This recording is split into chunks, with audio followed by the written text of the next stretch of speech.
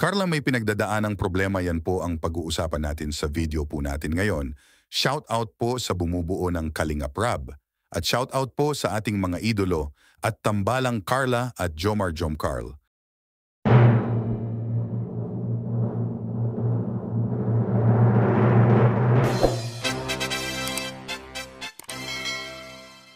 Kakatapos lang nga po celebrate ang kaarawan ng isa sa mga Kalingap Angel na si Joy Diwata at dinaluhan ito ng buong team ng Kalingap, pero mapapansin natin na di nakadalo si Kuya Jomar dahil masama ang pakiramdam na labis namang nag-alala si Carla. Pero ang isa at sobrang na pinag-aalala ni Carla ay kanyang lolo na ayon na nga kay Kalingap Nel ay ito ay sasailalim at nakaschedule na operahan. Pakinggan po natin si Kalingap Nel.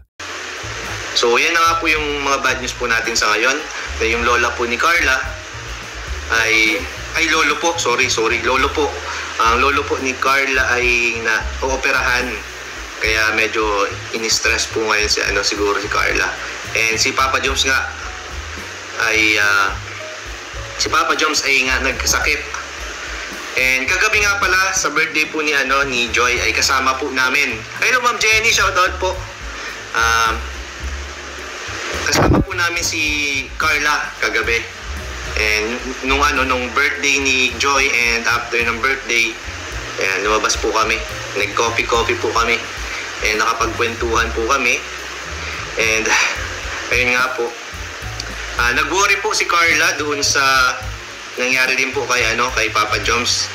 And wala namang in-inform yata siya ni Papa Joms kasi alam niya agad na masama ang pakiramdam ni Jomar. So ang ganda kasi nag-inform po si Jomar, nag-update, diba? Get well soon Kuya Jomar at sa lolo ni Carla. Everything will gonna be alright. Magtiwala lang tayo sa taas. Ano pong masasabi nyo sa video po natin ngayon? Please leave a comment below at pag-usapan po natin yan sa susunod na video. Maraming salamat po.